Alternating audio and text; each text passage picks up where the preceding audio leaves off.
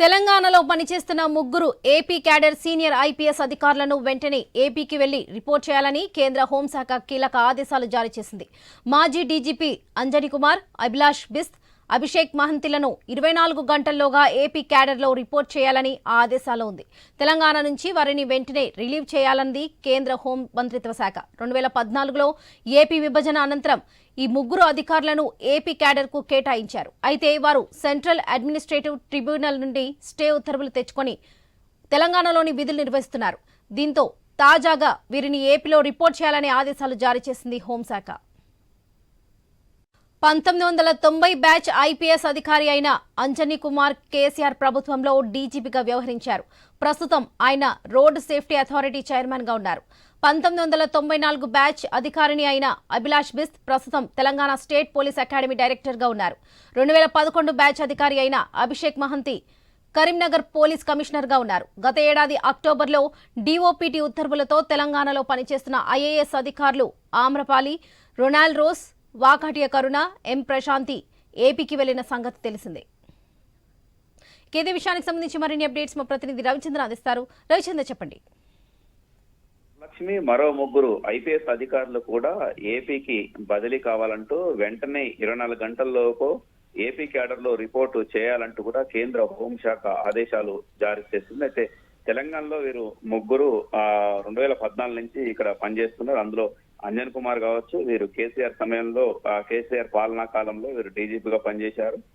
అభిలాష బిస్తా, దాంతో ఆమెతో పాటు అభిషేక్ మహంతి, వీరు ముగ్గురు కూడా తెలంగాణ నుంచి ఏపీకి బదిలీ అయ్యారు. అయితే గతంలో వీళ్ళు క్యాట్ ను ఆశ్రయించారు. క్యాట్ స్టే ఇవ్వడం తోటి వాళ్ళు ఇంతకాలం ఇక్కడ పనిచేశారు.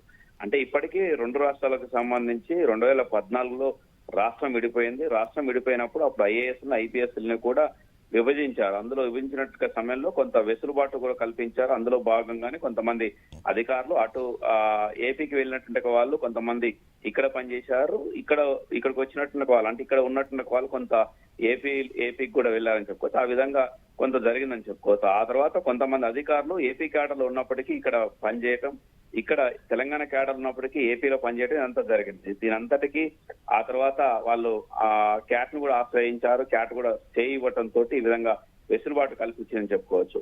అయితే ఈ మధ్య కాలంలో డిఓకోటి నిబంధనల ప్రకారం వాళ్ళు ఖచ్చితంగా ఏపీకి వెళ్లాల్సిందే అంటూ కేంద్ర హోంశాఖ ఆదేశాలు జారీ చేసింది. మొన్నటికి మొన్న కూడా ఆమ్రపాలి కావచ్చు, ఆమ్రపాలి ఆమె హైదరాబాద్ లో హెచ్ఎండిఏ కావచ్చు, జిహెచ్ఎంసీ కమిషనర్ గా కూడా పనిచేసింది. దాంతో పాటు ఆమెతో పాటు రొనాల్డ్ రోస్ కావచ్చు, వాకాటి కర్ణ కూడా సీనియర్ ఐఏఎస్ అధికారి. ఆమె కూడా గతంలో వరంగల్ కలెక్టర్ గా పనిచేసింది. ఈ విధంగా ఎం ప్రశాంతి, ఈ విధంగా 4 ఐఏఎస్ అధికారులను తెలంగాణ నుంచి ఏపీకి బదిలీ చేశారు.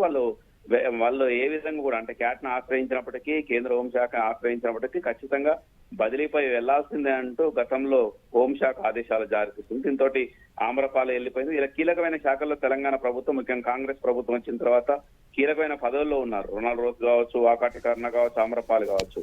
వాళ్ళు అయినప్పటికీ కూడా ఏపీకి రిపోర్ట్ చేయాలంటంతో ఏపీకి వెళ్లిపోయారు. ఇప్పుడు ఐపీఎస్ అధికారుల వంతు వచ్చిందని చెప్పుకోవచ్చు. ఐపీఎస్ అధికారులు కూడా ఈ ముగ్గురు అంజన్ కుమార్ కావచ్చు, అభిలాష్ బిస్త్ కావచ్చు, అభిషేక్ మహంతి కావచ్చు. ఈ Abhishek Mahanti Karimnagar city police commissioner గా పనిచేస్తున్నారు. దాంతో పాటు అంటే కమిషనర్ గా పనిచేస్తున్నారు. ఈ విధంగా ముగ్గురు కూడా బదిలీ కావాలంటూ 24 గంటల్లోపు ఏపీ క్యాడర్ లో రిపోర్ట్ చేయాలంటూ కేంద్ర హోంశాఖ ఆదేశాలు జారీ చేసింది. ఖచ్చితంగా ఇవాళ సాయంత్రం కల్లా వీళ్ళు వెళ్లి ఏపీకి రిపోర్ట్ చేసేటువంటి అవకాశాలు ఉన్నాయి. Varalakshmi. Right Ravichandra, thank you.